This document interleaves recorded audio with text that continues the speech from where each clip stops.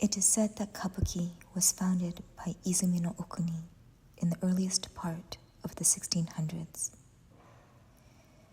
The first documentation of her work was in imitation of local tall grasses dancing in a ditch.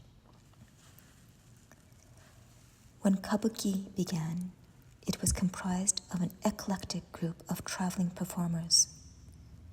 Sometimes, songs were composed and sung spontaneously. Sometimes, short and long skits would be put on for public display. Okuni-san would recruit women and men to work with her as they traveled from community to community. Sometimes, monies were exchanged for sexual entertainments and favors. Over time, Okuni-san began to hold a lot of power and sway, not only in the lower echelons, but higher-ranking samurai and prominent figures also began enjoying these theatrical productions. The social expectations of one's place in society began to come under question. For those of the so-called moral majority, Okuni-san's kabuki broke down the fabric of one's social standing.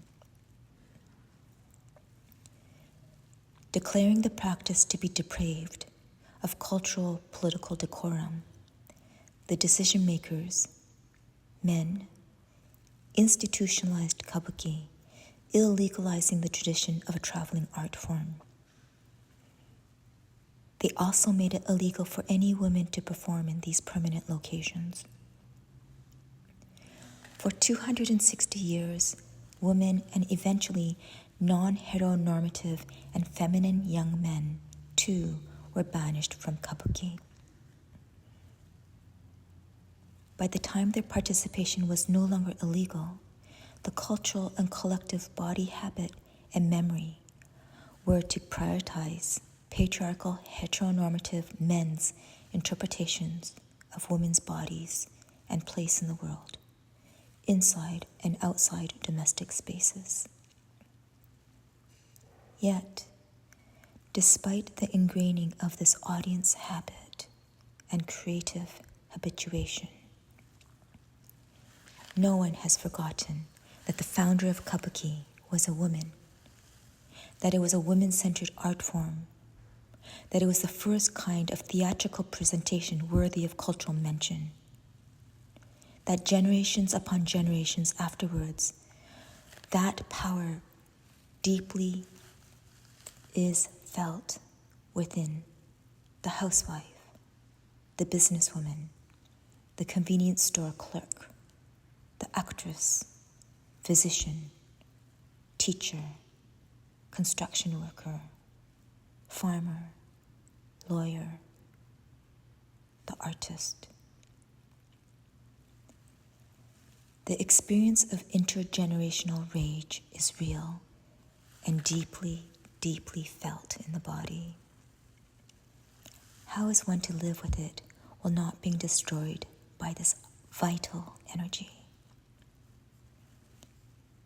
It is of current physical understanding that nothing is either created or destroyed, only transformed.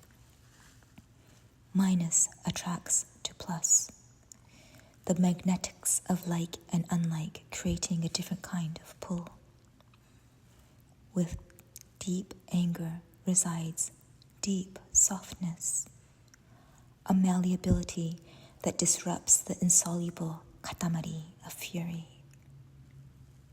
Water corroding the densest of matter. Feet return to the grasses, the body fluttering and swaying with the wind. Returns to places that continually shapeshift, and with it arise the torso, limbs, arms, legs, hips, ears, eyes, tongue, voices undulating, uncontainable.